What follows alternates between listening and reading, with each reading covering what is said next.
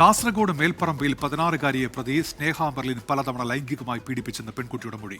16-കാരിയുടെ അമ്മയുടെ സുഹൃത്തായ സ്നേഹ മെർലിൻ ഒരു വർഷം വീട്ടിൽ താമസിച്ചു. അമ്മ വീട്ടിലുള്ളപ്പോഴും പീഡനം നടന്നു എന്നാണ് പെൺകുട്ടിയുടെ മൊഴി. പ്രദീപ് നാരായണൻ കാസർഗോഡ് നിന്ന് ചേരുന്നുണ്ട്. പ്രദീപ്, എന്തൊക്കെയാണ് പുറത്തുവരുന്ന വിവരങ്ങൾ? ഉന്മേഷ്, തീർച്ചയായും ഒരു വർഷം മുൻപാണ് ഈ 16-കാരിയെ 25-കാരിയായ കണ്ണൂർ തളിപ്പറമ്പ് പുളിപ്പറമ്പ് സ്വദേശിനി സ്നേഹ മെർലിൻ പീഡിപ്പിച്ച സംഭവം പീഡിപ്പിക്കുന്നത്. അതിനുശേഷം ഇപ്പോൾ പെൺകുട്ടിയെ ഒരു ഷെൽട്ടർ ഹോമിലേക്ക് മാറ്റി അവിടെ നിന്നും ഒരു സ്കൂളിലേക്ക് അയച്ച സമയത്ത് അവിടുത്തെ സ്കൂൾ കൗൺസിലർമാർ കൗൺസിലിംഗ് നടത്തിയപ്പോഴാണ് പെൺകുട്ടി പീഡന വിവരം പുറത്തു പറയുന്നത്. അത് പറയുന്ന പ്രകാരം ഒരു വർഷത്തോളം ഈ പെൺകുട്ടിയുടെ വീട്ടിൽ ഈ പ്രതി സ്നേഹ മെർലിൻ താമസിച്ചിരുന്നു. ഈ പെൺകുട്ടിയുടെ അമ്മയുടെ സുഹൃത്താണ് സ്നേഹ മെർലിൻ. ഒപ്പം ഈ അമ്മ കണ്ണൂരിൽ നിന്നും ഒരു NDPS കേസിൽ പിടിയിലായി സബ് ജയിലിൽ കഴിഞ്ഞിരുന്നു. ഈ സമയത്ത് ഈ സ്നേഹ മെർലിനും മറ്റൊരു പോക്സോ കേസിൽ പിടിയിലായി സബ് ജയിലുണ്ടായിരുന്നു. ആ സമയത്താണ് ഇരുവരും തമ്മിൽ പരിചയപ്പെടുന്നത്.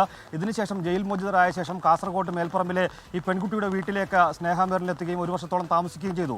ഈ സമയത്താണ് നിരന്തരം പീഡനത്തിനിരായി എന്നാണ് ഈ പെൺകുട്ടി പോലീസിന് നൽകിയിരിക്കുന്ന മൊഴി. ചൈൽഡ് ലൈൻ പ്രകാരമുള്ള മൊഴി പെൺകുട്ടി നൽകിയിട്ടുണ്ട്.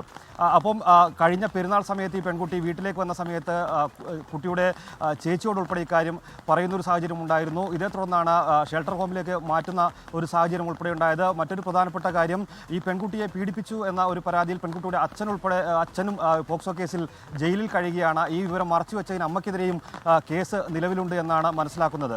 ഉന്മേഷ്. ശരി, പ്രദീപ് നാരായണനാണ് കാസർഗോഡ് നിന്ന് വിവരങ്ങൾ നൽകിയത്.